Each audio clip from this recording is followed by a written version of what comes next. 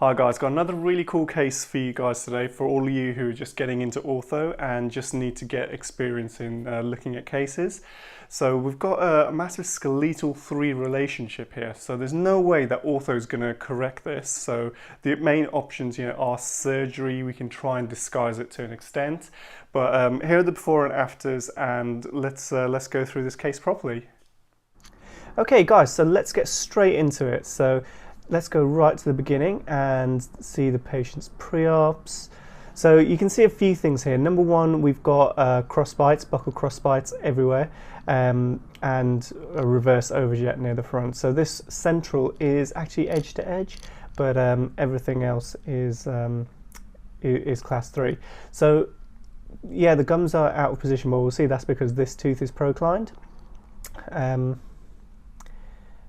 We'll go from there. Well, I'll go into this photo in a little bit more detail. So we've got the canine classes there and upper canine with lower canine there. So you can see there's a massive skeletal 3 relationship here. If we go for a profile shot, we can see the skeletal 3 there. So we don't need a KEF to tell us that. One thing that the photos will not show you is that this guy had a massive pocket up here. I can't remember if it's related to the 1 or the 2, but it was all here. My suspicion is it was probably due to food trapping. But what we did was I recommended he see the periodontist for that, plus other treatment, because his OH wasn't brilliant. It was good, but it wasn't brilliant. Just to basically, 1, cover myself, and 2, just to make sure we did the best job for him. This actually turned out to be a really good decision, because his buying decision was based on us doing the referral. He had actually seen a specialist orthodontist for an opinion before me, and they didn't suggest a specialist perio opinion. So in the end, that worked out quite nice.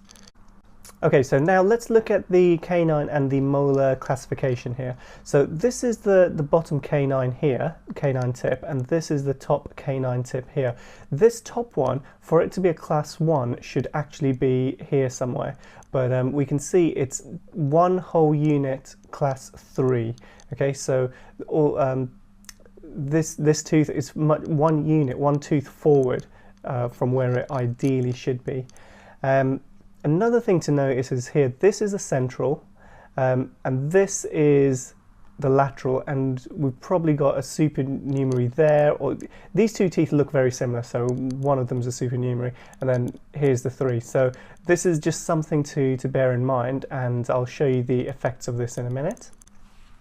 On the other side, we've got a canine here, and the other tip of the canine is here. I'd say this is just over 1 unit class 3, so maybe 1.25 or something if you're being really picky. The molars, it doesn't matter so much, just because he wasn't actually interested in correcting any of these cross bites or the reverse overjet. We talked about compensation, we talked about surgery, not interested in any of that. He just wanted his teeth straightened. So that makes our job a lot easier. It means that I can actually do the treatment for him. So what we did, started with some treatment. He's actually just been to see the periodontist, which is why all the blood is there. But we just put on normal brackets. These are 3M Gemini brackets. They're probably my favorite brackets to use for the vast majority of cases. And just a normal kind of wire sequence. I can't remember, maybe a 12, 14, 20, 20 night eye, something like that. And you can see this is a couple of months in, so things are starting to straighten up a little bit, and we got like some big old bite razors at the back. Okay, so we're getting towards the end of his treatment. The teeth are looking a lot straighter.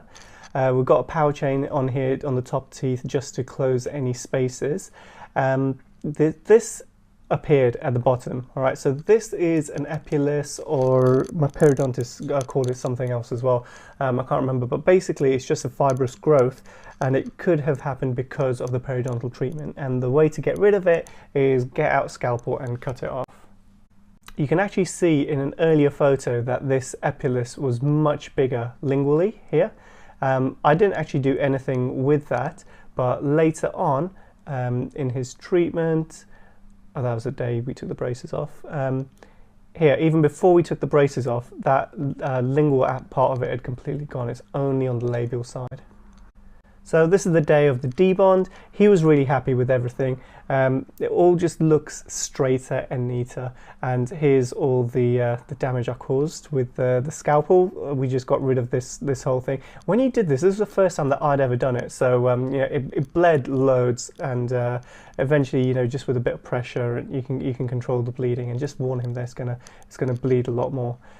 We saw him a few weeks later, and this is his review appointment, and you can see from the side angles we've actually made the overjet, the reverse overjet, even worse, which is something we discussed at the beginning. So he was well aware that we were going to do this. Thank God we had this supernumerary up here, because that is actually holding his upper teeth forward a little bit. So without that tooth, the teeth would almost be retroclined. So this is a front-on view. You can see it from the angles that this reverse overjet is more marked at the end of treatment. And then we'll just stick in bonded retainers top and bottom. So you can see the top one here. It goes from 3 to 3, but because we got this extra tooth here, it looks like abnormally long. And let's have a closer look. So this is a couple of weeks, maybe about 2 or 3 weeks after we cut it off. And you can see it's not gone completely. It's still there a little bit. So if that bothers him, I'll just have another go at just reducing it more, just cutting it off more. But I haven't seen this guy for like over 6 months, so I think he's happy with it all. And the main thing is that he's happy with it. I know this is like a compromised treatment plan. I know that in ideal circumstances, we'd be looking at surgery and things like that. But at the end of the day, in my practice, it's all about the patient leaving happy, and he did.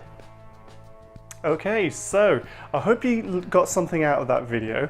I tried to keep it nice and simple, and with most of my treatments I do try and keep them as simple as possible. If you got any questions or comments, you just write to me below on any of the social medias and I'll try and get back to you. If you've got any questions or you're finding something tricky, especially in the field of ortho, I'm glad to help if I can, and I may have a case in the past which I've done, so just get in touch, and it will just help inspire me on my next videos as well. So until next time, have a great day. See you later.